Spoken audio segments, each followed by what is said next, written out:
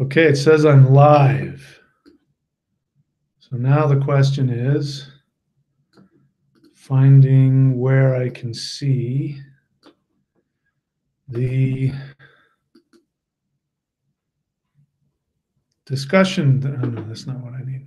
So give me a second to figure out how to see you guys again. And my apologies, I will get used to this. I will figure this out so that you don't have to watch me fumble around trying to figure out what the hell's going on. All right. Is this where I want to go? I think this is where I want to go. Nope, that's not it.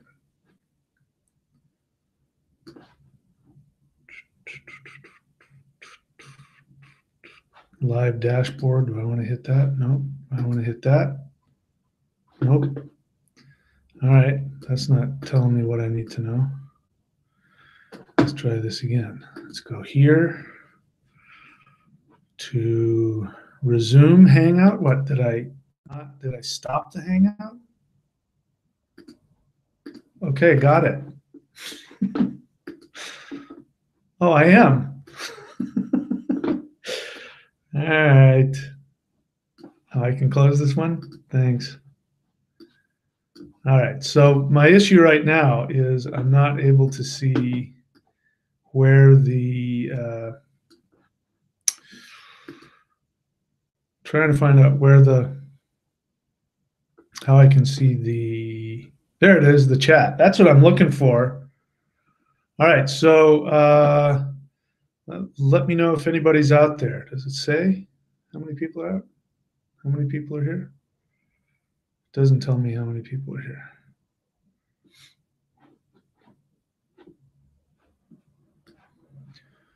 All right, I'm going to give myself a couple more seconds trying to figure out what the hell's going on with this deal, and then I will start. But if anybody's out there, let me see if you're there. View on watch page. Do I want to do that? There we go. Let me turn my. That's what I want. All right. Okay, so I don't know. It only says there's one person watching, which is me. So I'm going to go ahead and just start talking here, and if you guys show up, great. If not, then not. Okay. So let me get. All right, here we go. All right, so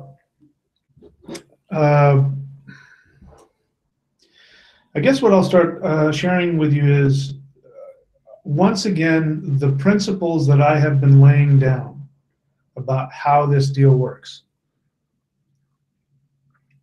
In terms of, the 5 rules that master the matrix, what I teach about how to get the universe to respond to you. That's really what this is, that we have this whole thing backwards. We've been taught to wait around for God's will. We've been waiting around for some sign. And the universe is waiting for us to take action. And it responds to that. We are the ones that are in control of what happens here. It's completely up to us. And it's so completely opposite to how we have been taught to exist. We have been taught that we're supposed to wait for permission from the universe. And one of the biggest ways that we make this mistake is that we wait around for money to show up. That's the biggest one. So let's talk again about what money represents. Money is not just the paper bills that you have in your wallet, or the ones and zeros that are on your computer screen when you look up your bank account to see what's in there.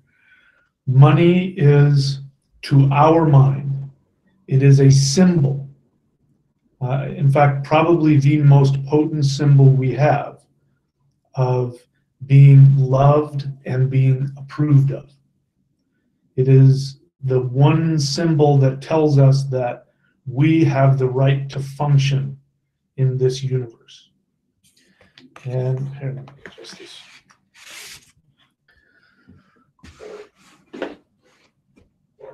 And so we don't do anything until we have permission. This is just how we're designed. We're designed to wait by our, not by our nature, but by our society. We are designed, we are trained to wait until we are given permission. And the way we know we're given permission is that money comes to us. And then we take action.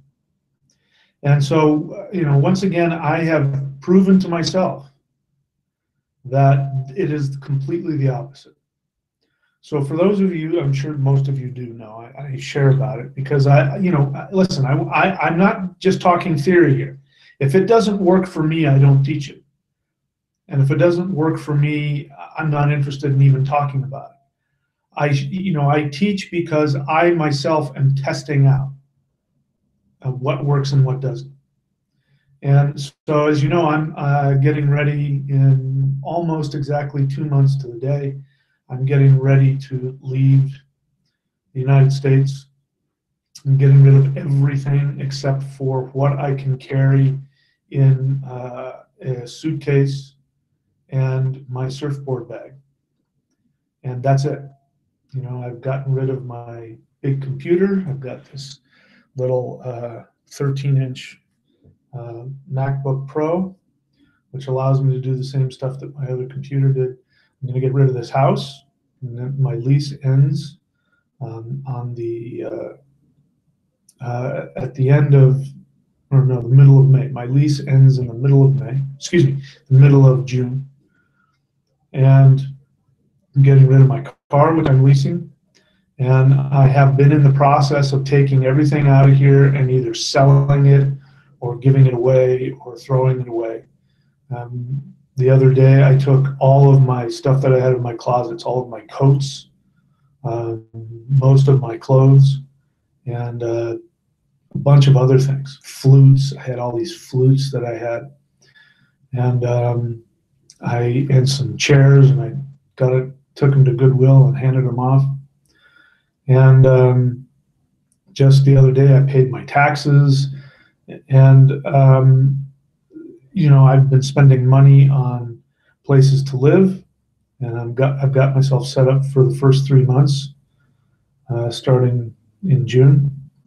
And this has been very frightening for me because I've been investing a lot of money, and I'm actually got myself into the hole financially. But there were some things I was waiting on. One of them was paying my taxes.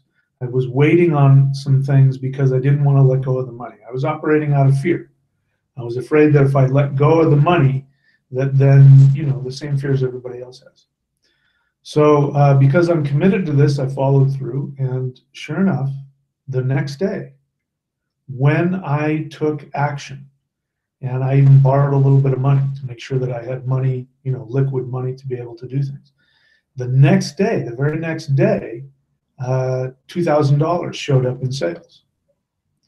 And, I got approved for the loan and all that. So it just reaffirms to me that the universe is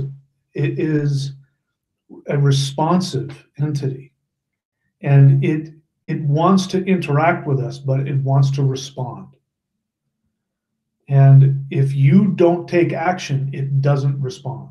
It has a reflex. The universe has a reflex of action. I was just watching on YouTube. I'm not on YouTube, on was it Netflix? This kind of silly, stupid movie called The Silence. Right? It's about these creatures that come out of the middle of the earth. These like blind bats that they only respond to sound, and so they're killing everything that makes sound. So it's about these people trying to live in silence, and they're completely reactive to one stimulus, which is sound. Anything that makes sound, they fly at it and they try and eat it and kill it. And so it's a direct reflex. The universe is the same way. The universe is a reflexive entity. It responds to you out of reflex. And it responds to you when you take direct action towards what you know you want on a soul level. And let me be clear about this. This has been, now, if my experience changes, I'll tell you. I got to be honest with you. I have been trying to get myself in the situation where I never have to, worry about what actions I take or don't take. I work very hard to, well, actually, I could work a lot harder, but I put some work into trying to get this business up and running, and I've done a pretty good job. And I keep thinking about how to get myself to a certain, financial state. And I have the same fantasy everybody else does. I want to get this thing up and running so it's making so much money that I don't have to worry about working or taking clients and all that. But it hasn't been that way. I've found that every time I try and take a shortcut away from what I know my sole purpose is, then my business starts to die a little bit. And so what I'm trying to say is that I'm always forced to take proactive action to not only to get what I want, but to get my business to respond to my actions. And so if I ever get to the place where I've figured out how I can just kick back and not do anything and money just comes to me and I don't have to do anything, I'll let you know. I haven't seen that yet. What I have seen is that every time that I have in the past tried to get by playing it safe and waiting for the money to come or waiting for this to come or waiting for whatever, I usually end up stuck in something that makes me very uncomfortable. And living out on the edge where I'm constantly sort of jumping off the cliff and taking risks and being forced to do that has worked very well for me. And so now I'm focused on taking action. Taking action meaning investing financially, making commitments that are going to require, like going, making the commitment to go and live in Australia and New Zealand for a year and a half. Right now, I've put myself in debt, making sure that I paid for the next few months. And I'm thinking ahead. And every time I take action towards that, my business responds positively. When I sit on my ass and I wait, when I say to myself, I'm going to wait and see what happens, everything starts to kind of go downhill a little bit. So what's happening is that the universe is responding directly to my risk-taking investment in myself and in my business. Whenever I do that, the universe responds sometimes immediately or the next day. And that's been my experience ever since. So let's see if we've got people here who have, how many people have shown up? Only 4 people. That's depressing. Well, so I will take any questions anybody has. I'm focusing on, again, this manifestation mastery. And if you have any questions having to do with manifestation, having to do with specifically issues surrounding, what is it that I'm supposed to do? What is my soul desire? How do I take actions specifically in your life? Getting out of theory and getting into specifics. This is an opportunity. Maybe it's good there's only 4 because you guys can ask me questions, and then I'm going to turn around and ask you questions because I'm going to want to find out more about you. The more I know about you, the better I can help you figure out what it is that you need to do to achieve your highest potential. So there's only 4 of you guys out there. Do you have any questions? And there's a little bit of a lag time, so I will wait.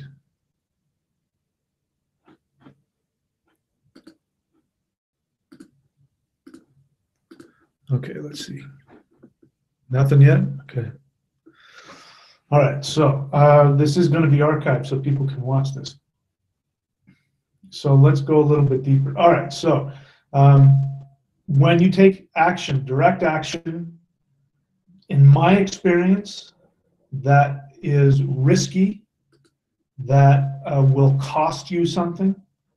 You know, the most powerful symbol of commitment is, sorry to say it, the most powerful symbol to your unconscious mind of commitment is spending money. When you spend money, you send a clear signal to the universe. And, you know, but it doesn't have to be money. It has to be something that you can't take back. When you spend a lot of money, you can't take it back. When you sign a lease for a car, you can't take it back after whatever it is, 3 days or something like that. You know, when you invest, I don't do stocks, but as I understand it, you invest money in stocks, that money's gone. You've invested it, it's over, you've taken that risk, and you can't take it back. Those are the kind of actions that, in my experience, get the greatest reflexive response from the universe. The actions you can't take back, and the actions that are toward your happiness. I was looking at surfboards today because I'm looking for my final surfboard. I'm getting rid of all my surfboards, and I want a specific kind of surfboard. I'm going to take 3 of them with me. And I was talking to the guy at the shop, and you know, a middle-aged guy, I think he's probably in his 40s, and he was talking about how he's got back pain, and you know, he didn't go surfing today because he's got back pain. And I said, you know, you probably are angry with yourself. There's something that you want to do that you're not doing, you know. And he said, yeah, you know, if I don't go surfing, my back really starts to bother me. And I said, yeah, that makes a lot of sense. And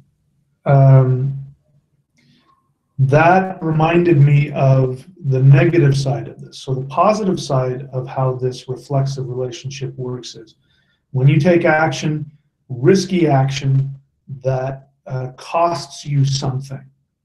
Here's a better way of putting it. It makes you vulnerable. When you spend a lot of money, you're vulnerable. When when I committed to leaving here and, you know, renting places, you know, on the other side of the world, I'm vulnerable now. You know, well, I'm not going to have any place I can go. I don't have any family here. I don't have any friends left in the U.S. really that I can depend on. So once I let go of all the stuff I think that gives me some kind of grounding, I'm going to be vulnerable in my mind to whatever. You know, anything can happen. My business falls apart. You know, I won't have any place to come home to. It makes me vulnerable. And so when we play it safe, you know, I heard this guy talking about his wife, and he didn't say that he was having problems with his wife, but he said something about he wanted to go surfing, but it was his wife's birthday, and that got me thinking, you know what? There's a tension there between him and his wife. That's causing him to feel like he needs to play it safe. You know, and so that's what's causing his, in my opinion, based on the tiny information I have, I bet you that's probably what's causing his back pain. So he's playing it safe. The universe responds negatively when we play it safe. And the most negative response isn't a direct, like, bad luck response, like we get punished. It's that the universe simply withholds, and it goes into pause mode, and it waits. If you're not taking risks, if you're not living like there's no tomorrow, if you're not completely going after everything you want and being willing to sacrifice and take actions to sacrifice, the universe says, oh, he must be happy where he's at. Let's just leave things alone. Don't give him any resources. He doesn't want anything. Because if he wanted something, he'd go take some action. He would take a risk. He would make himself vulnerable. He would take an action that he can't take back. And again, if you take it like the symbolism of that movie I was telling you about, you know, these little ugly blind bat things are sitting around waiting for a noise, and once they hear it, they reflexively just fly at the noise. to go eat it. The universe is waiting to throw resources at you, but there's only one reflex, there's only one vibration it responds to, and that is risk, sacrifice toward your joy. That is a vibration that the universe is waiting to pounce on. And once you make that, it pounces on and gives you what you need to go after what it is that you want. So we've got two sides of it. We've got the positive, which is when you take the action, you get the response. And if you, sorry, I'm hesitating because it looks like YouTube is having a hard time here. But we'll see what happens. Anyways, it is what it is. So the positive is it takes action when you risk and make yourself vulnerable. And the negative is when you're holding back. When you hold back on that, then the universe doesn't respond. And holding back is also when you're trying to do things halfway. When you're trying to be safe and yet go after what you want, and you end up in this middle ground where you make compromises. That to the universe is the same as not doing anything. There's only one vibration that it responds to, and that's when you get into the place where you're acting from a risk, where it's a sacrifice, where you're investing and giving and sacrificing in ways you can't get back. That's the vibration it responds to. Everything else, it's like it doesn't hear it. It doesn't respond. And I think if we understand what the nature of the universe is and how it responds, it can completely change our lives. And the sad part is that there are people that spend their entire lives waiting around and playing it safe and following by the numbers that they've been taught, and their life is miserable. And some people spend their entire lives completely miserable and sick and unhappy, and it's unnecessary. It's completely unnecessary. We do it to ourselves. All right, so let's see here. So Matt Matterson. So if you write the word, even though there's nobody on here, but if you write the word question, I know that you're actually asking a question. So are unconscious narratives that block you from taking action something that can be gradually weakened? So let's examine your question here. Are unconscious narratives, so how would I phrase that? The unconscious patterns. Are your unconscious patterns, the narratives, the story that you tell yourself? So I hear what you're saying. Are your unconscious stories that block you from taking action, are they something that can be gradually weakened? So there's an assumption in there, right? Everything is an assumption. And I want to expose what I think are some incomplete and perhaps some faulty assumptions there. The assumption there is you're going to get to a place where your unconscious resistance, it's another word to use, unconscious resistance. You're wanting to get to the place where your unconscious resistance doesn't exist anymore. And your strategy is you want to slowly sort of starve them so that they die on their own. So that tells me that you don't want any drastic action. So you don't want anything drastic or overwhelming. And I could be wrong. I'm just going off of the question. So you're wanting to know, the real question is, how can you gradually weaken your unconscious resistance to taking action? So the assumption is that that is an option, that you can do this gradually. I'm not saying that's not possible. That hasn't been my experience. My experience is that the people who have the least amount of unconscious resistance are the ones who take big actions. And because they're comfortable, because they were raised and or they're just wired to trust the universe and to believe in themselves, they don't mind taking big actions because they want big results. So somebody who wants to do it slowly there's something deeper in there that I need to look at. But that hasn't been my experience that that's how it works.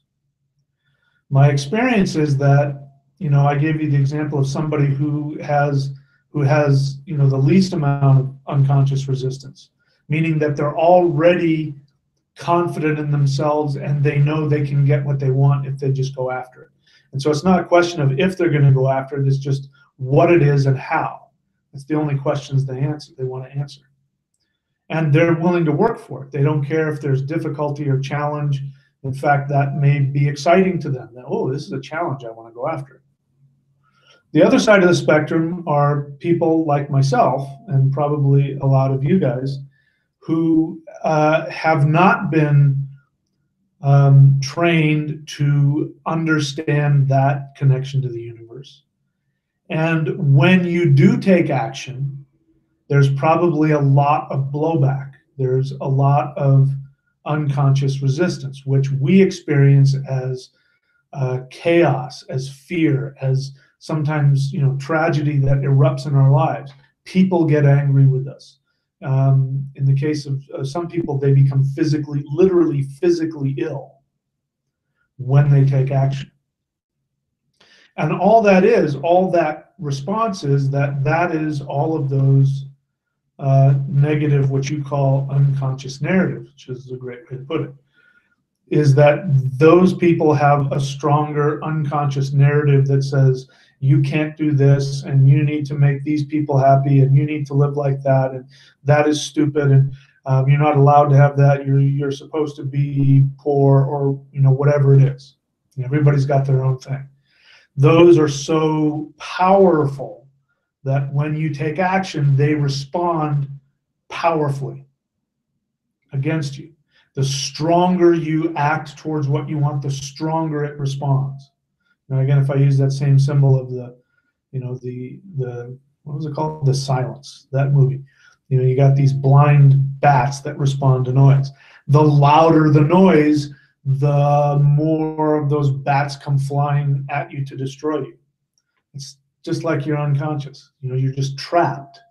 Don't do anything. Don't rock the boat, because if you do, the monsters will come and get you.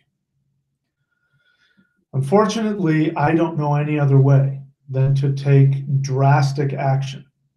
And one of the things that I'm really interested in being able to figure out how to teach, and if I can figure out how to teach a magic cure for it, I will. I haven't found it yet. But one of the things that I find challenging for a lot of students is that when they get the understanding, first they'll find out what it is they truly want to do, what their soul wants to do. And then they learn they have to go after it. Then they know that it's going to be frightening. They face all of their fears. I hold their hand and I talk them through those fears. They take action. It's scary. And they start to see sometimes immediate results. And the immediate results then kicks into an even higher fear response, because now they're breaking the rules of their unconscious narrative. They're in a whole different place. And then what ends up happening is that it becomes so debilitating that they stop. And that's when I get the email or the message or the, that, hey, I can't, I need some time off, whatever. I run out of money, or this happened, or I got sick, or, something, blah, blah, blah. And then I don't see him again. And then the next time I hear from them, they're right back where they were before. So we need to understand that that is part of the deal. And the way that you're describing it sounds very user-friendly. And I'm not saying it doesn't exist. I just haven't seen it. To be able to just gradually and slowly make it go away. I haven't seen that. In fact, even though now I've made a lifestyle out of this, the thing is that my unconscious, and yours as well, is extremely, extremely adaptive and insidious. So in the beginning, here's what bullies do. In the beginning, bullies stand up and they make a lot of noise and they beat their chest and they try and frighten you with a lot of, a lot of frightening movements. And if that doesn't work, then they'll try some other method. And so, when you've started to understand, I know your tricks, the beating of your chest and making a lot of noise, there's nothing behind that. Then, and you get used to that, then what happens is, then your unconscious will come at you with something that makes perfect sense. And, that's when people start making these irrational decisions to sabotage themselves, but it makes perfect sense to them. Because, the universe, your unconscious, I should say, isn't going to show up with, a letter saying, okay, in 6 months, I'm going to create all this noise to frighten you away, because if you go after it, then you will have broken the rules, and I don't want you to do. Your unconscious doesn't do that. It's very insidious. And so it finds new ways to deceive you into sabotaging yourself. So the point is I'm trying to make is that it's a never-ending challenge. I'm, once again, I thought I got into a safe little zone, and I just wanted to stay there. And the longer I stayed in that safe little zone, things became more challenging for me. And so I was forced to, in order to keep doing what I'm doing, to make some big risks, some big financial decisions that were risky. Once I did that, the universe started throwing money at me again. So I went, oh, I forgot what this was all about. You have to keep doing that. It's always dying in battle. It's a continuous battle. It's a continuous thing. So your question, has an assumption that I don't, in my experience, I don't think is how it works. So the short answer is there something that you can do to gradually weaken your unconscious narratives? In my experience, no. But what you can do and what you must do is to learn how to get in the habit of taking contrary action, meaning taking action that is completely opposite what your fear response is telling you to do, or sometimes even what seems to be your practical, rational mind. And definitely what your fears are trying to tell you to do, get in the habit of doing the opposite. And so that continued action, every single day, taking continued action, regardless of how you feel, is one way that will throw a monkey wrench into the system. The fear's not going to go away. The narratives may not go away. My narratives haven't gone away. But I've gotten to a place where I have some understanding that I know I need to keep taking action. And sometimes I'm even aware if the fear gets really great, it's like, wow, I'm really afraid. This must be something I'm supposed to do. I've ingrained that into my mind, so that's the one thing you can count on is if you take action contrary to your fears, that is what's going to defeat whatever the unconscious is throwing at you. But I don't believe there will ever come a time where the unconscious just disappears, which is kind of what you're asking. I don't think that's ever going to happen. Because if it did, we would no longer be human. I think this is the whole reason we're here, is to continue that challenge. So I just, I want to beat this over your head to get rid of this idea. Stop looking for the easy way out. I don't think that there is one. Our ancestors had that for a reason, dying in battle. Those who die in battle go to Valhalla. It doesn't say those who die in battle at age 20, but then relax from age 30 to 50, or those that die in battle or are ready to die in battle at 40 and 50, but when they turn 50, they don't have to try and die in battle. It says those who die in battle, which means right up until the end of their life, they're willing to die in battle. It says those that die of old age or illness go to the underworld. Now, what I take that to mean is, number one, I've seen that illness in many forms is a direct response to us not taking action. We don't take action on what our soul wants. It creates an unconscious conflict. That conflict then, when it gets big enough, ends up manifesting in the body as an imbalance, as an illness, which could eventually kill you. So if somebody dies from an illness that's caused from their unconscious conflict, then there's only one thing that is going to happen. They're going to end up in the underworld looking at that conflict and having to go, wow, I really didn't take action on that, and I whatever. And old age. When you think of old age, what do you think of? You think of somebody that just sits there and doesn't. You know, my mother, when she died for the last year or a couple of years, you know, she was senile, right? Whatever that is. She couldn't remember anything for more than 10 seconds. And she died that way, like a lot of people do. But I can remember her as a kid. I can remember her when she was, 40 years old. I can remember her choosing not to remember things. She'd say something, and my brother and my sister, the three of us, my mother would say something. And then we would say to her later, you said such and such. And she said, oh, I never said that. And we would all say, yes, you did. We were there. And it was clear to us that she was pretending, that she was trying to push that away and pretend that that didn't happen. And as it so happened, when she died, she couldn't remember anything. And I've seen people that have this, and it's actually, not that. I've seen people who have it so badly, like my ex-wife.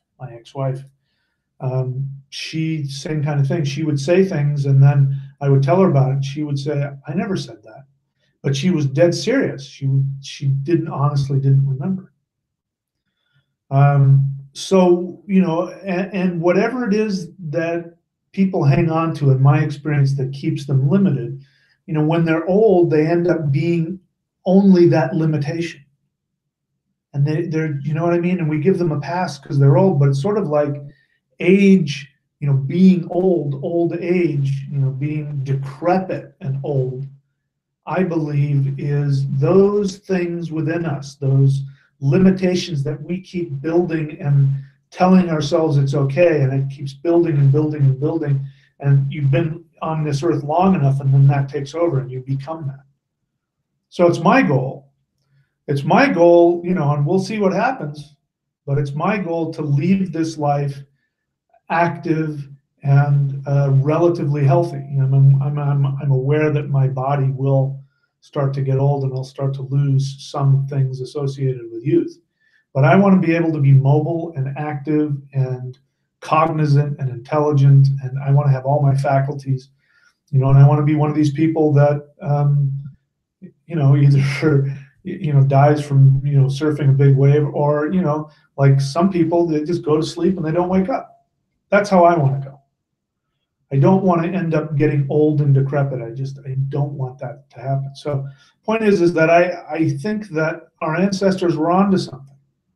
That those who died from illness and old age, if you understand illness and old age as the symbol of allowing your fears, your conflicts, and your limitations to own you, if those are the things that, which really what it means is that you end up in conflict with what your soul wants. If you die with an unresolved conflict, there's only one place to go, which is in the underworld. You can't go to Valhalla. Valhalla is only for those who died saying, yep, I went after everything that I wanted and I didn't hold back. I don't have any regrets in terms of my actions. Those are the people that go to Valhalla or achieve enlightenment, however you want to look at it. So I hope I answered your question there. I want you to get rid of that idea. That is not a strategy that I think that will be helpful for you. I think you should first and foremost just think about what it is that you want, and whatever unconscious narrative that comes up to try and block you, you acknowledge it, definitely consciously acknowledge it, and then act completely differently. And if you get in the habit of that, then the habit will take over. Ritual is also helpful. Doing mantra and ritual every day is a way to continuously knock down that resistance. So if you haven't, Matt, go to astrology.thunderwizard.com and get a ritual and a mantra. You do that on a daily basis. That is an actual tool you can use to do what you're saying. Just keep pounding away at that unconscious narrative so that you can become conscious of it and have the ability to take action towards what you want. All right, Donna Lilly says, question. My Aruda is Mars in the 11th house, Nakshatra Mrigishra. Could you shed more light on soul purpose? You have my chart. Well, for that, I actually have to go get my iPad, so give me a moment, I'll be right back.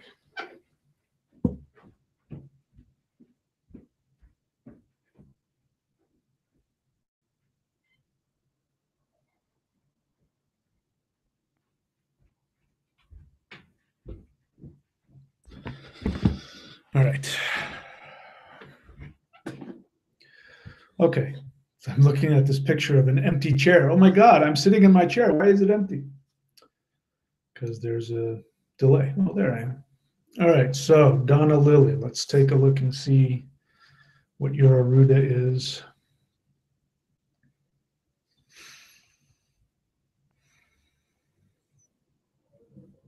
There she is.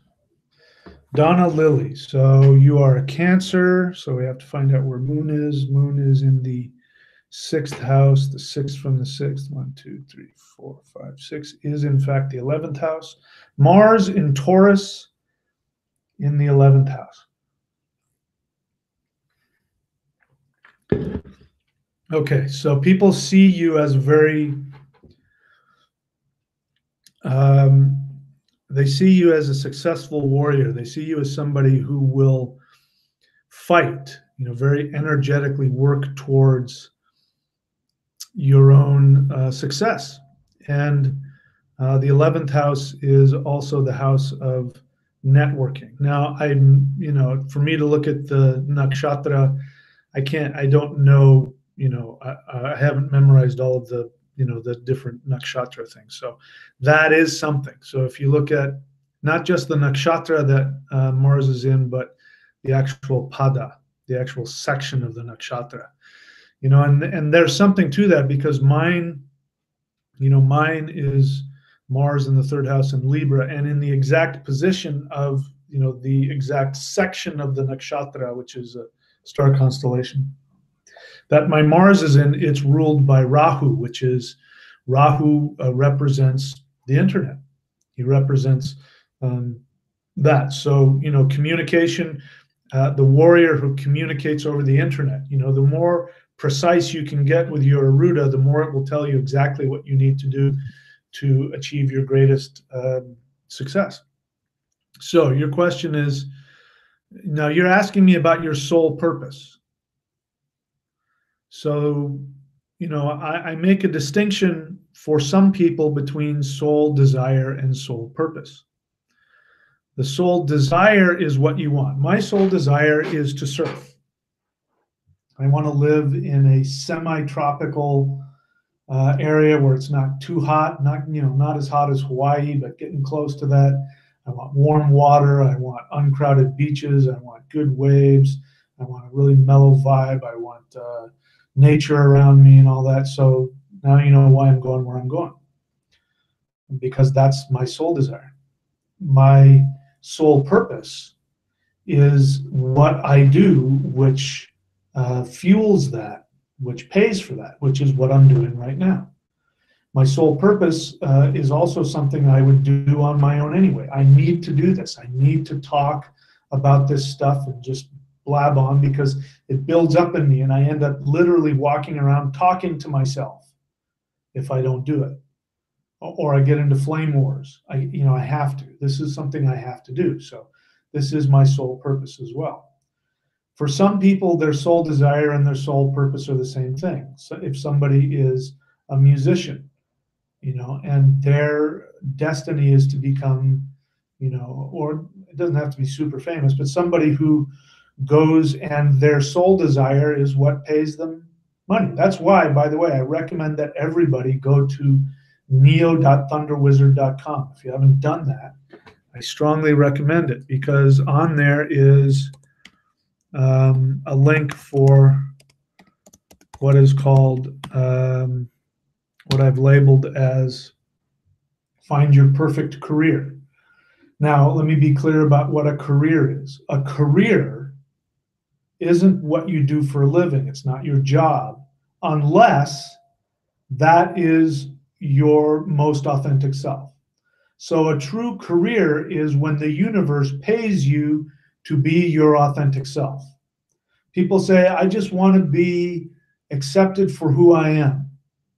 Well, if you listen to your soul, what your soul wants to do, and you commit yourself that you are going to give your soul what it wants, even if it kills you, you have to have that much commitment for it, then the universe will pay you to do that. Right? So for some, it's the same thing. Being a musician, that's what they want to do. They go do it. They give their soul away. Everybody, enjoys it, and the universe throws money at them. That's their living their soul desire. Your soul purpose, my soul purpose is to do this, but I do this to be able to create the lifestyle that I want. It is something I would do anyway, so they're very similar. Anyway, so you're asking me to look at your Aruda and tell you your soul purpose, and that's not something that I can do. You have to do that. This is what the on that same page, find your perfect career. If you scroll to the bottom, there's a way to get a session with me where I spend an hour talking with you and I help you figure that out. You have to figure it out. I can tell you all kinds of things here. I'm sure I've talked to you what your Aruda is. I won't get into that. The other thing that you can do, which is really interesting, here's something really interesting, is that you can look at the fifth house and you look at the Lord of the fifth house. So your fifth house is Scorpio. What is the Lord of Scorpio but Mars? So then you go from the fifth house to where? The third house. So the third house is the 11th house. Sorry, you follow the fifth house to the 11th house because that's where your Mars is sitting. If your Mars were in the 9th house, then you would follow the fifth house to the 9th house. And you go, oh, you're supposed to be a warrior priestess. That's your job. And then in that case, your Aruda would be how you present yourself at your job. For you, your job is your Aruda. So the more that you can do research on Mars in the 11th house in Taurus and Mars in Mrigasira, Pada 1, it says. So remember, there's 4 Padas, so each Pada is a little different.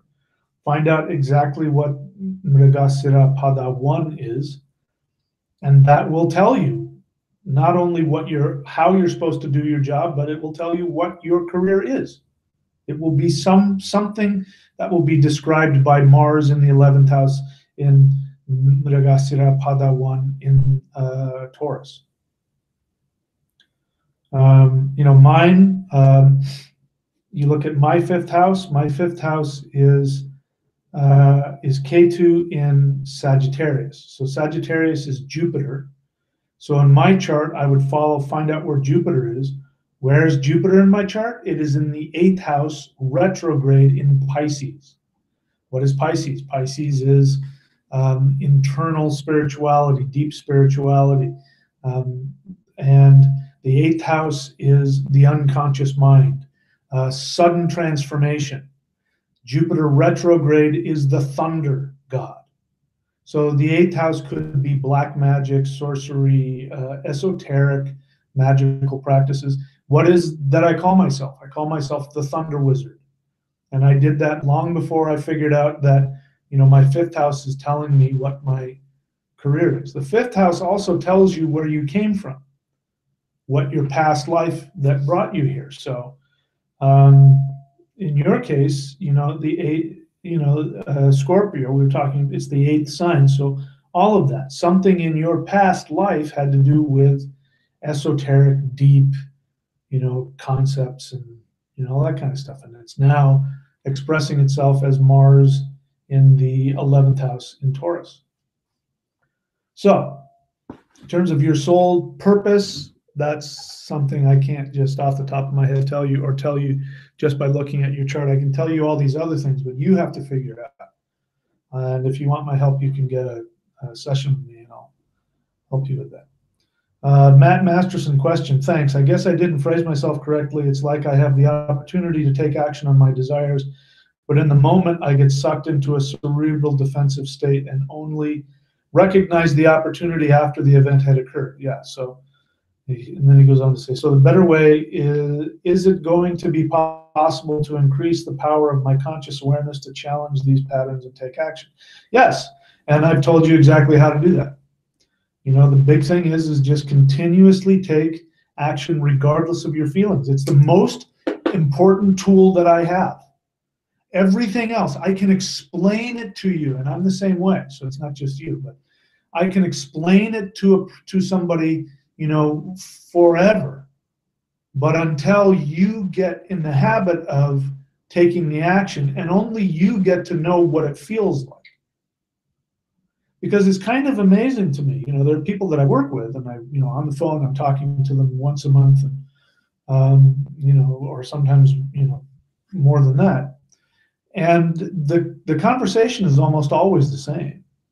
It's them telling me why they can't take action, and they say, you don't understand, and they'll give me all the circumstances. And my response is, that doesn't change anything. You have to do the opposite of what you're feeling right now, because your feelings are trying to talk you out of taking action. You have to die to what it is that you want. You have to be willing to die in battle. That never goes away, ever. And we talked about that already, but that's it. Taking action regardless of how you feel. That's really the only thing that matters, and that's translated as dying in battle. Such a great phrase, but that's what that phrase means. And yeah, you can, you know, it doesn't matter what you're thinking or what you think you know. It's not about what you know, it's about what you do. That's all that matters. Because again, the universe doesn't care what you know, doesn't care what you think, doesn't even care what you say. It only cares about what you do. And if what you do is aligned towards what you want, regardless of how frightening it is for you, that's like, it just responds to that. You know, but we hide behind what we think we know. We hide behind all this. You know, that's why Western religion is so intellectual. You know, and Western religion is based off of the Christian model, which says, just believe in Jesus. Just believe in him. Just make an intellectual ascension. And when they use the word faith, you know, just have faith. Faith doesn't mean anything to them except, you know, getting lost in that belief in Jesus. And Jesus died on the cross, and I'm saved, and that's my faith. And that to them is some kind of religious act. And it's nothing. It's just mental masturbation. It means nothing. The universe does not respond to that at all. Only responds to the action, especially action that costs you something. Okay, so Mad Masterson, all right, great. So, okay. Right, so Donna Lilly, you have a very similar soul desire as me. You want to swim and boogie board and sun on the beach, be in the ocean. So then if you were me, which you're not, but if you were me, then this is what I do. I go, you know, this is how I start. It doesn't matter if it's the ocean or anything else. What I do is I say, what is it that I want? I do this almost every day, because almost every day my head gets filled with all this chatter. Oh, I need money for this. I got bills on that and this and blah, blah, blah, blah, blah. You know, I need to lose weight. I need to blah. You know, my head just gives me all this stuff. And I stop and I go, if I had all the money in the world and I could do whatever I want, what would I do? What would I be doing right now? And you go and you honestly explore that. If it means that what if you, let's say you didn't, this was me, I didn't live at the ocean. I lived in, you know, Carson, which is South Central LA. And because that was all I could afford. And I was trying to do it halfway, where I'd find something I could afford so that I could live closer to the beach. And then I said, screw that. That doesn't make any sense. You know, my life is too short. And so I went down to the beach and I started, looking at places that were available. And even when things weren't available, I'd go, let's see, what would be a place I would live in? And I'd come up in my mind with exactly where I wanted to live. And then I found a spot. I go, you know what, I would live there. Well, guess what? That place became available. It was out of my price range. I went and applied for it and I was accepted. Immediately after I was accepted, I went, oh my God, I can't afford this. I actually had to go to the bank and finagle all kinds of things to get the money for the deposit.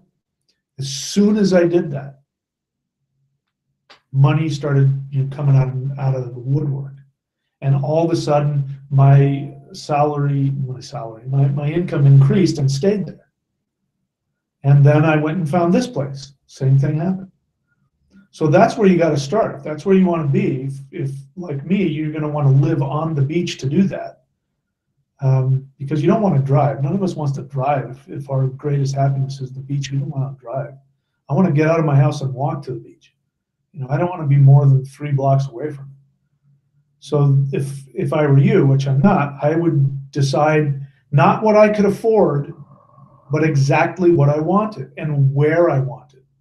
You want to live in Malibu and that house right on the beach, that's what you want because that's what your soul is telling you that it wants, then I would start looking into that. Okay, how much do they cost? Which ones are for sale? And I would look into it as though you had the money. That's what I would do. That's your soul desire. Your soul purpose, again, for those whose soul desire and their soul purpose is the same, it becomes easy because, oh, you're a musician? Well, that's simple. Just go play music and start, booking gigs and, making recordings and doing whatever you got to do. That's real simple. But if your soul desire is you want to lie on the beach and you want to surf or you want to boogie board or whatever, in the beginning, there's probably not going to be a lot of money in that, unless you turn that into a business, unless you blog it or vlog it or something, teach people how to boogie board. I don't know what it is. I tried that for a while. For a while, I had my own surfboard company where I had a shaper that I knew, and I was designing surfboards and selling them. It didn't go anywhere, so I gave up on it because it turns out I didn't need to do that. It took more time and effort to do that than it did to do what I'm already doing, so I gave up on it. But I don't regret that because that was going in the right direction. I love surfboards. I love designing them. I love being around them. So if I could turn that into a multi-million-dollar business, I would have done that, and that would have been fine with me. But that's not what my sole purpose is. My sole purpose is to do this, and this is easier. It doesn't cost me any money. I just simply, plug into the internet and I start babbling. It's the easiest thing in the world for me to do. And that's where all of my income comes from. I got, because I got into a flame war with, whatever her name was. I got my live streaming got taken away from me for 3 months. My business started going downhill. And I realized that my business is this, that this is where I get sales. I don't get sales because I've made one video and I leave it alone. I get sales because I am the product. This is what I've learned. I'm the product.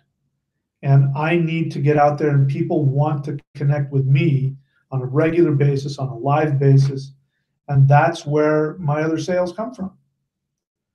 And, I was recently talking to a guy who had approached me and I was open to listen to him. He wanted me to start looking into doing some, online marketing where I create some videos that sell, and he wanted me, he's trying to talk me into doing these other ClickBank things, and that sounded great until it started sounding like I needed to give up doing this, coming on live, and he said, you got to take people off of YouTube, and I said that would be suicide for me, because this is, and then I realized I'm the product. I can't, if I make a product and try and put it out there and I'm not, it won't go anywhere, because that's what my chart tells me. That's my sole purpose. So take all of that and apply it to yourself. I hope that works for you. Maybe it doesn't, I don't know.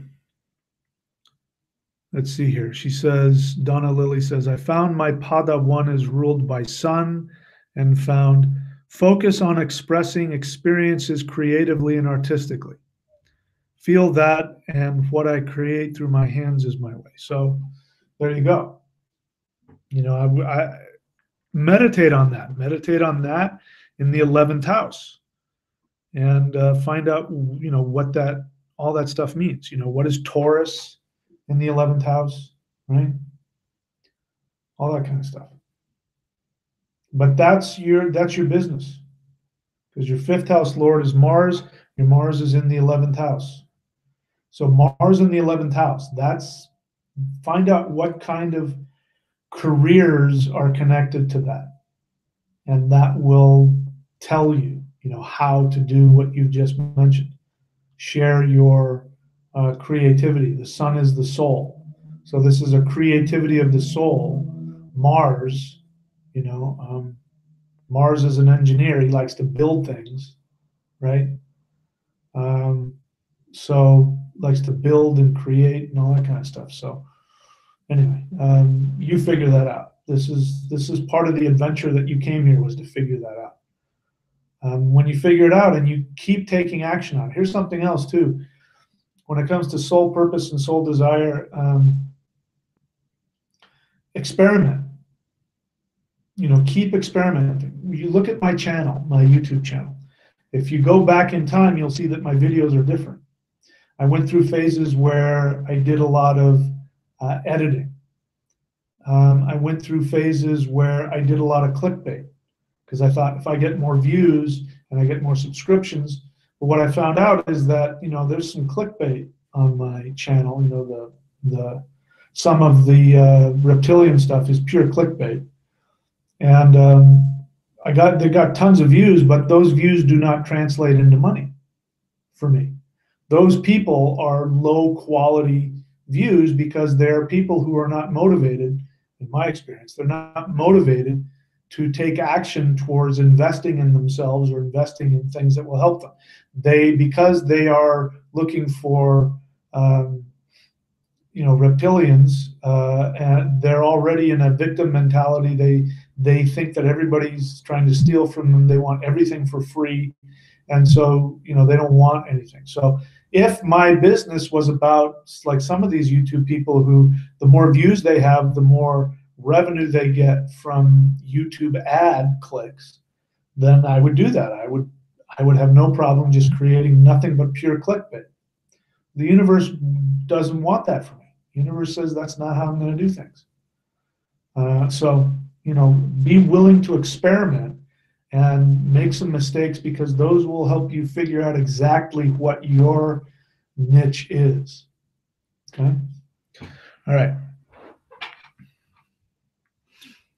All right. So Donna Lily has a bunch of other. Right. So I think you kind of have an idea of where this needs to go for yourself. So, all right. So we only have 7 people watching, but the questions have been very good. I appreciate that. Let me take a look and see, how long have I been babbling? Doesn't say. It's probably been a while though. Anyway. Okay, so what other questions do you guys have for me about anything? It can be about anything. Yeah, it's been about an hour, right? My body always seems to know when it's right about an hour. You have any other questions for me about anything? What do you got me?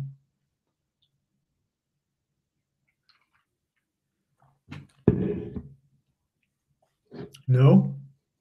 No more questions? All right, then. So this will be archived, and it will be available on the Patreon channel for the Manifestation Mastery course, people and above. My goal for this, for those of you who are watching, is I want this to be a more in-depth discussion. I want you to be able to ask very specific questions, and I want to be able to ask you questions and really get deep. And so this is your opportunity to, you know, get that apprenticeship type of session with me for a lot less. And So, I'm going to be, for the next probably month or so, I'm going to be doing it around this time, Thursdays at around 6:30. And then after I make the move, I'll set up something when I'm in Australia, and I'll have a very clear time frame. And let's get as many people on here as possible so that we can get a really good discussion and a really in-depth discussion. To make the most out of this, out of everything that I teach, here's what I recommend. I recommend that everybody make use of the 4 tools. So I gave you the link earlier, neo.thunderwizard.com. That has the, oops, is that what I want? Yeah, almost. That has everything that I think is the necessary foundation for this. We've talked about that. There was Matt had a great question, but that question is very similar to what I'm teaching in the 5 rules to master the matrix. So, Donna Lilly was asking about her soul purpose. So that's the first one, which is find your perfect career. I go into depth about that. And go and memorize those assumptions. Get those assumptions in there. And then the second one is the celestial qigong. You got to have the energy. The energy will go in and start to clean things up. I could even make it a 5-tool process, because it really is extremely helpful to have a mantra and a ritual. So that is astrology.thunderwizard.com. But when you have, at the very least, the qigong, the energy work will give you the power to not only intend your desires, but to clean up your hard drive, which is what we've been talking about, changing your unconscious patterns. That's the second tool. The third one is the 5 rules to master the matrix. I can't underscore that enough. Go in and memorize that and get deep into that and make that part of your unconscious assumptions as well. And then this is the 4th tool, what the Vedics call the satsang, the community. We have to come together as a community, and we have to, share and to communicate and to learn, all of that. That is part of it. We cannot do this by ourselves. It won't work. So I recommend getting all 4 of those at neo.thunderwizard.com.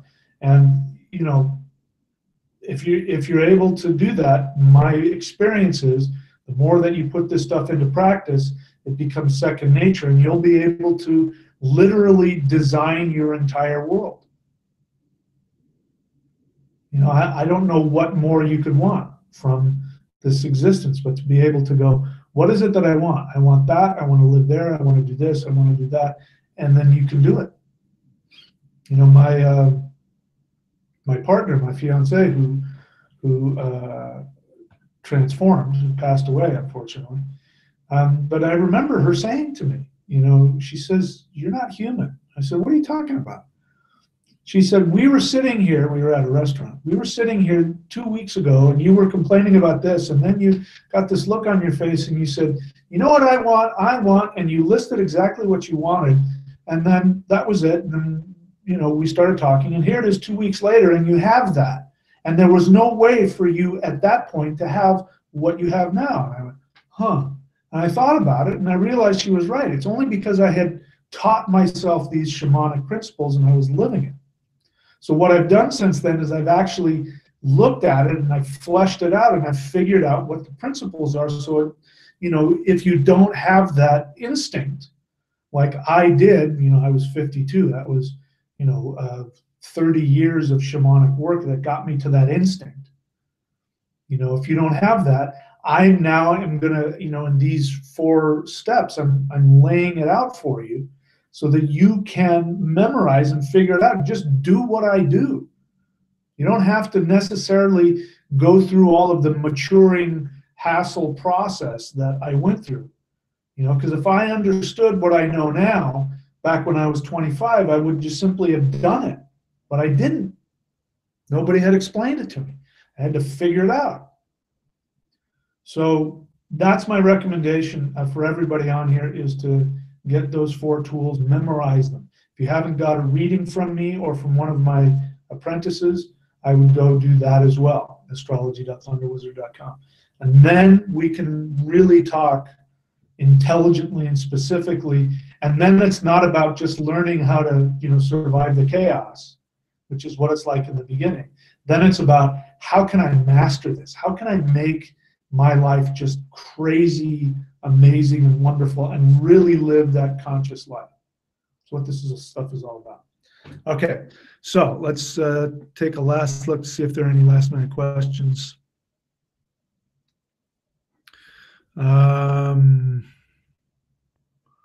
So again, please write the word question again. I will be more, look at people's comments here more than I do on the other one, but it still helps to have the word question. That way I can focus on it. So Donna Lilly says, can you expand a bit more on the sounds of the elements? Okay, so I think I did that, talked about the 5 element breaths in the Patreon, the $25 level Patreon subscription. There's at least one video in there where I talk about that. So if you want to know what she's talking about, go, since you're on here, you obviously are, you've got access to those videos. Go look for the 5 healing sounds. 5 healing breaths, sorry. So the 5 healing breaths there are 5 elements. So the way that the universe came into manifestation, according to the Taoists, which is also, by the way, supported in other mythologies, including the Norse, is that you have the void. From the void comes the one. From the one comes the 3, Odin, Vili, and Ve, mind, body, spirit. From the 3 come the 5, which are the 5 elements. And from the 5 comes infinity, meaning all of reality. So that's how, the unmanifested source, ended up splitting apart to create everything. Started with emptiness, which became the 1. The 1 became the 3. The 3 became the 5, which are the 5 elements, and the 5 became infinity. So the 5 elements, the word element means foundational structure.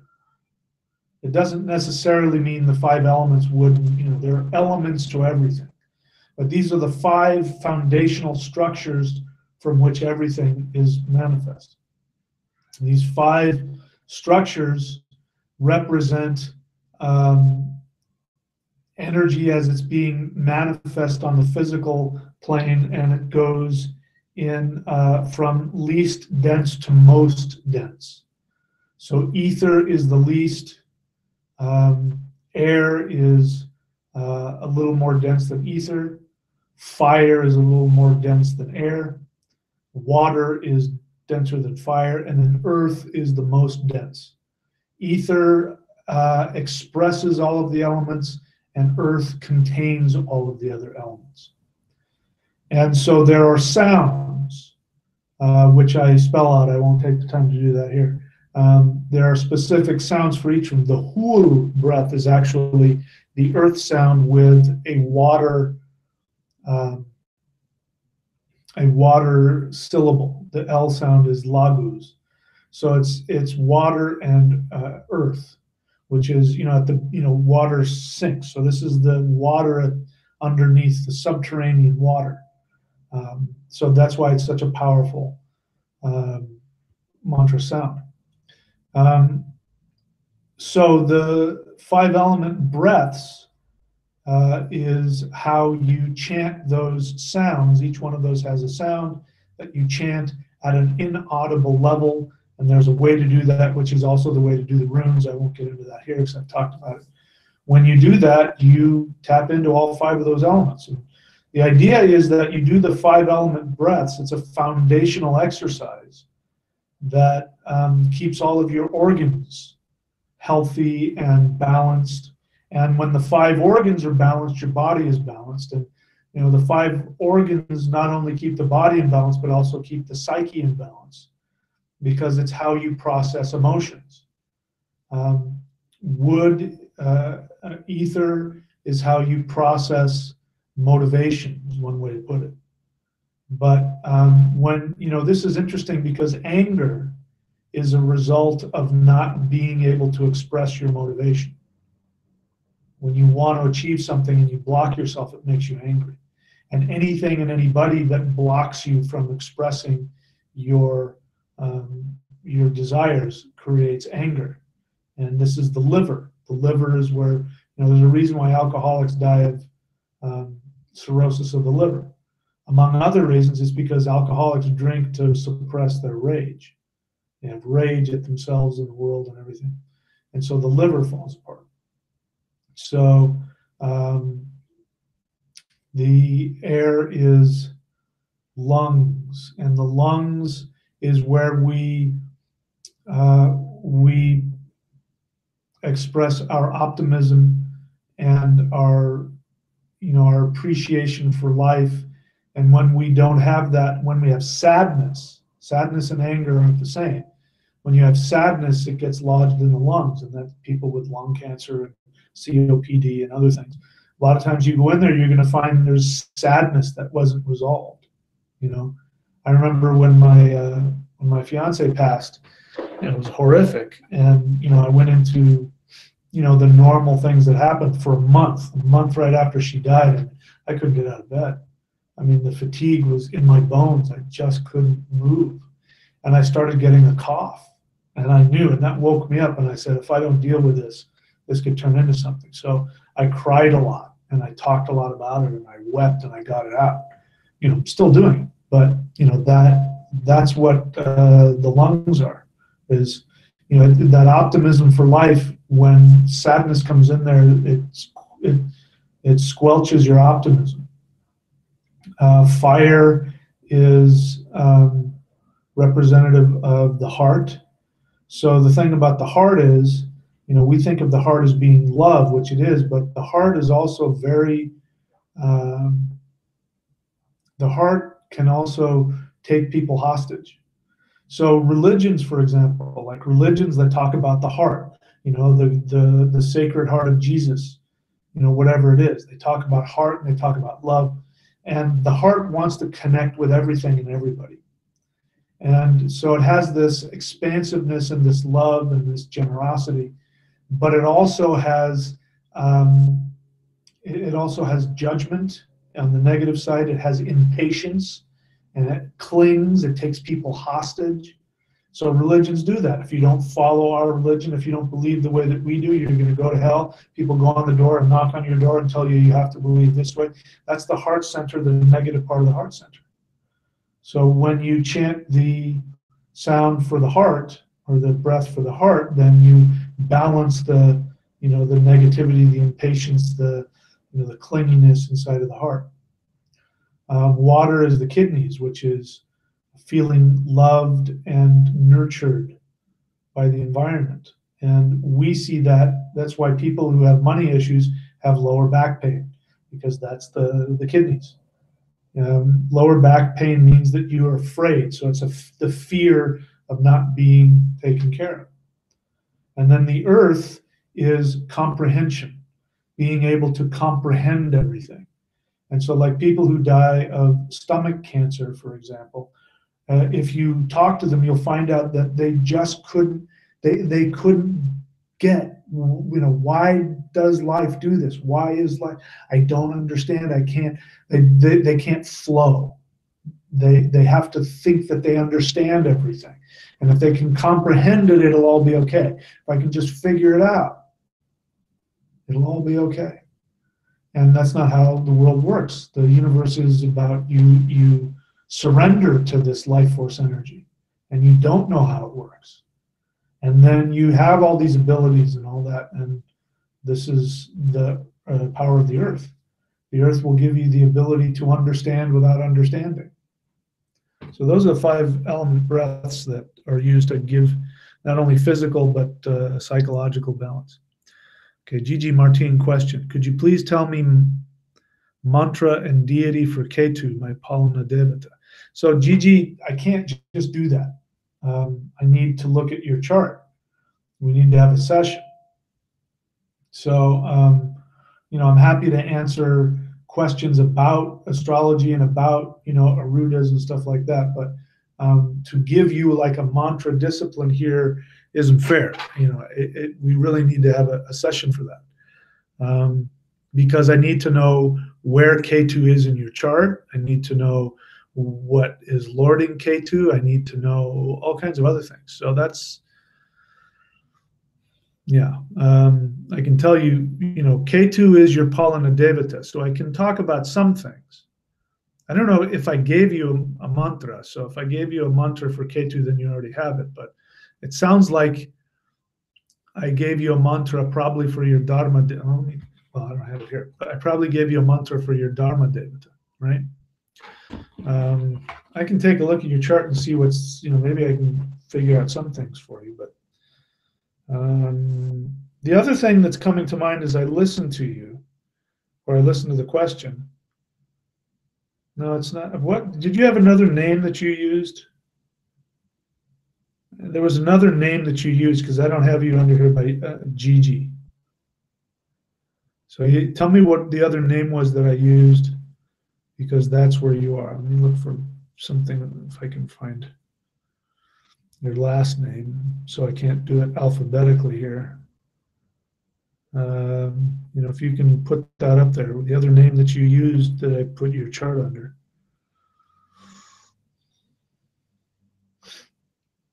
Unless I find it, whichever one comes first.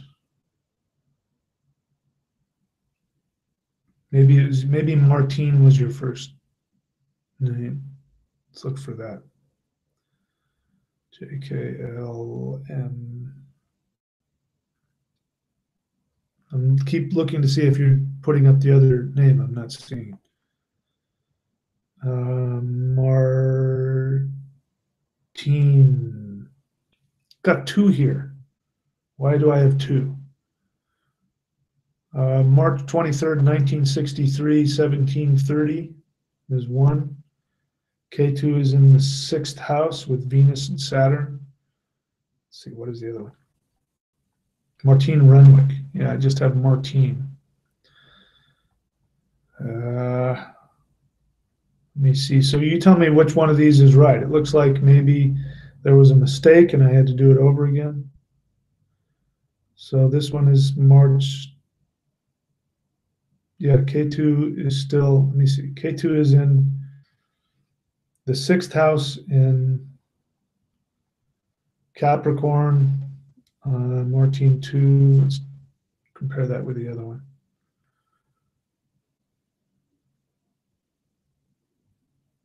Okay, so I'll go with the second one. I'm assuming that I made a mistake or something. There was some change or something that made me make 2 for you. So is that right? Is that your birthday is Saturday, March 23rd, 1963, 1730 hours, right? Tell me if that's you.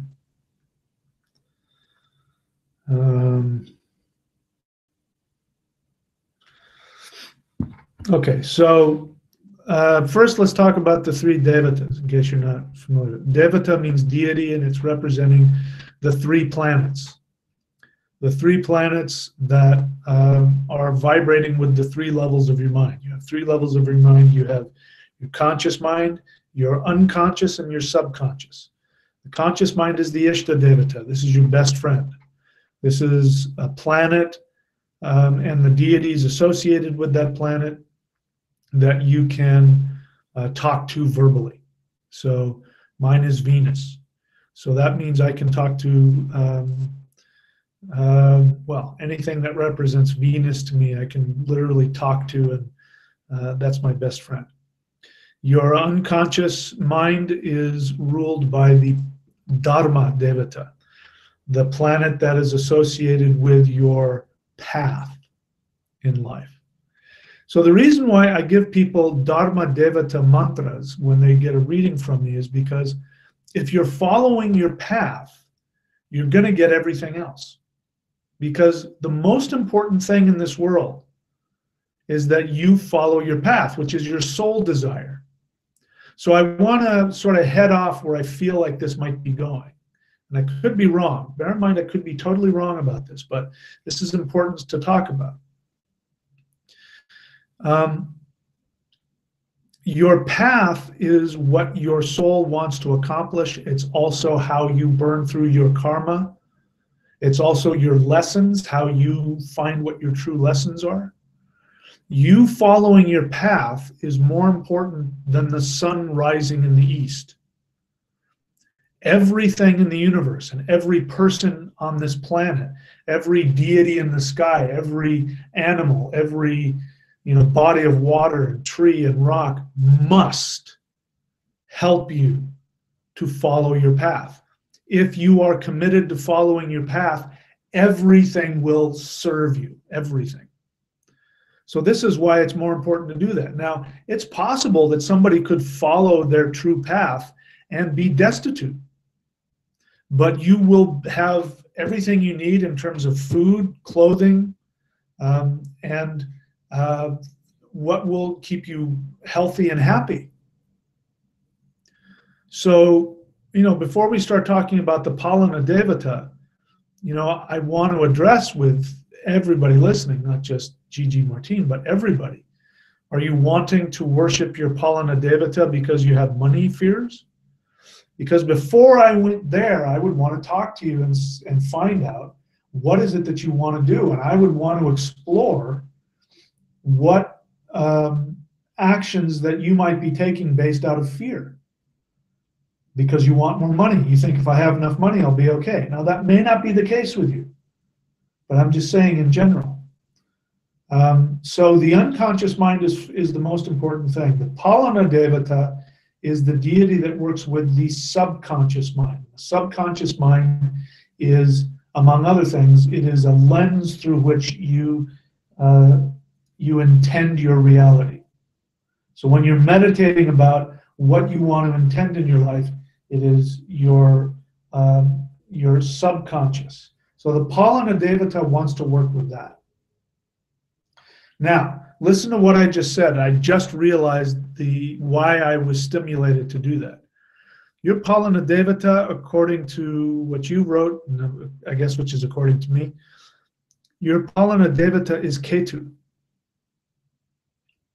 Ketu is the planet of the monk, the celibate, homeless monk who lives in the wilderness has a loincloth and a begging bowl.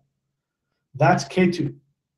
So if Ketu is the one that wants to give you money, it means that the way that you are going to achieve that is by not seeking it. Because Ketu says this is an illusion, and this whole life is an illusion. So Rahu is not just yours, but Rahu is our greed and our ambition. On the good side, it drives us to seek, to accomplish and achieve. But Rahu is greed. Ketu is taking you out of this world. Rahu brings you into this world. Ketu takes you out. So Ketu wants to destroy everything that has to do with physical manifestation and everything that has to do with the illusion of reality. Money is the illusion of reality. Now, don't get me wrong. I'm not bagging money. I'm all for it. I want it because I want it to achieve what I want to experience in life. I have other things that I want a lot of money for that I haven't been able to manifest, and I can see why, because you don't need that. That's a distraction. So, Martine, Gigi Martine, I want you don't have to respond here, but I want you to meditate. Do you think you need money, or do you actually need it? Are you going after what your soul wants, regardless of what the fear? A lot of people, when they want a money mantra, many times are in conflict and being distracted. And Ketu is old school. Ketu is the old school guru. 500 years ago in India, if you went to a guru and you said to the guru, please give me a mantra, the guru is going to look at your chart, he's going to meditate, and he's going to give you the mantra that will destroy everything that's associated with your physical reality. And so you didn't go to a guru and ask for a mantra unless you were ready to achieve enlightenment and you wanted to be free of the illusion of the world. Then he'd give you a mantra that would give you enlightenment, but you'd end up broke and homeless and, with a begging bowl. And so lots of times people go to these really traditional gurus and they say, give me a mantra. And the guru gives them a mantra and they come back and they say, everything's destroyed. My husband left me and my this happened to me and my that. And he says, oh, perfect. So now you have no distractions for your soul. Now you can focus on your enlightenment. That's the idea. That's what Ketu is. If Ketu is your guru, that's what he's going to do. So you're asking me for a mantra for Ketu in terms of your Palana Devata. I can guarantee you there's a lesson because he's also in your 6th house, in Capricorn. Capricorn is hard work, is karma. The 6th house is the house of karma. It's the house of diseases, the house of debts. So anything that's there is going to want to help you work through your debts, karmic debts as well as everything else. So if you get a Palana Devata mantra from Ketu in the 6th house, I don't know, it might mean that you'll make a ton of money. It might mean that you will have to face all of your issues surrounding money and have your money taken away from you so that you will realize what an illusion it is. So, when I do somebody's chart, I'm thinking about giving you I'm not doing it the old school way. I'm trying to think about what is going to give you the most comfortable path. Now, I could be wrong about that. Maybe that's exactly what you need. And that might not be what happens. Maybe it'll be something else. But do you see what I mean? So if you want me to give you one of those mantras, then you need to have another private session with me. Because we need to take a look at that. I need to do my job and find out what's going on with you. I want to find out, do you have blocks because you're not following your soul desire? In which case, let's get that out of the way and stay with your Dharma Devata and follow your path. Because that's what the block is. Or,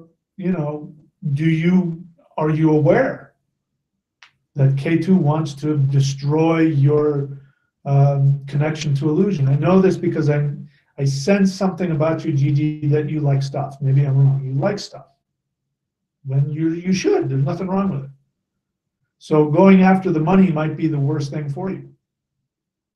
See what I mean? So really, mantra is not like a vitamin pill.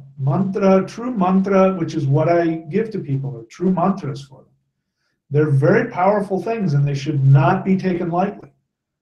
You have to be completely understanding of what you're getting yourself into and what you want, because this is the essence of mantra. So again, for that, if you really want to do that, we need to have a session. Donna Lilly says, do you need to have a mantra for the Palana Devata? No, you don't need to have a mantra for anything. So no, you don't need that. The Palana Devata is focused on physical things like money and job and that. But what we all need is to be able to become conscious of what's in our unconscious mind and follow our path. That is our first priority. So that's why I always, almost 100% of the time, give out Dharma Devata mantras. So if I've given you a mantra, it's your Dharma Devata.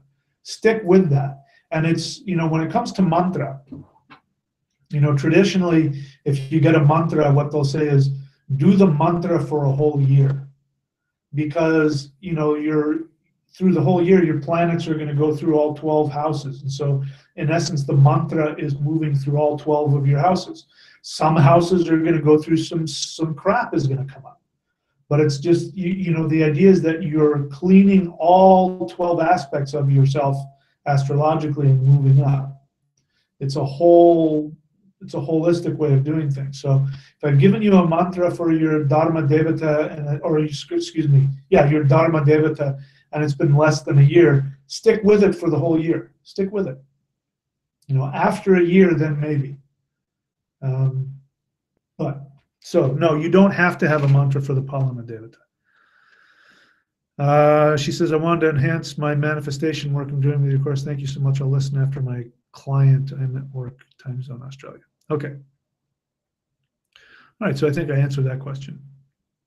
That was a good question. All right, so I don't see any more questions, and it's been an hour and a half. So unless there's another question, burning question, I'll wait for the burning question. Any burning desires that somebody needs to ask, I will answer that. So I don't know what the lag time here is. Let's see, what else? Let's do some business in the meantime. Any announcements? I feel like there's something I want to say about what's coming up. Nope, nothing's coming to mind. For these sessions, what you can do, anybody listening, is go over the material that you have, or go, look at the material on Patreon or on the free YouTube or anything else, the videos, the books, whatever, and have questions. Come ready, just like you've got a week, start writing down some really good questions that go deeper than your basic questions, so that I can really dig deep and really make use of this. I mean, you guys are paying for this, so make use of it. And yeah, I'll start announcing more clearly, when we're going to come on and get some more people here. So let's see, anything come up? No, nothing's come up. So all right, so I'm going to call it an evening then. Let me get onto the other page here. All right, so I'm going to call it an evening then. Again, I recommend, if you haven't, go to neo.thunderwizard.com.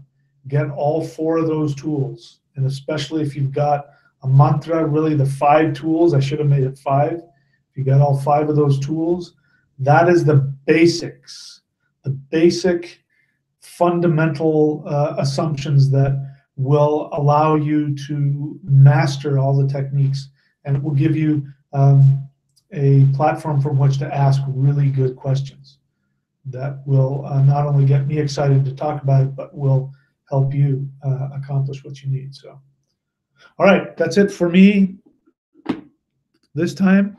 Nope, last minute question. I'll take this question, then we'll end it. Question: runes in the 12 houses Vedic. You mentioned a student was coming up with this. Can you expound on this? I can't, because I don't understand it, but what somebody has done is, and is doing, is taking, well, 2 students have done it. One person has taken, I believe it's is it the North Indian or the South? The chart that I use that looks like a diamond that flips around, where the ascendant is always at the top and it flips around. I don't know if that's North or South Indian, I forget.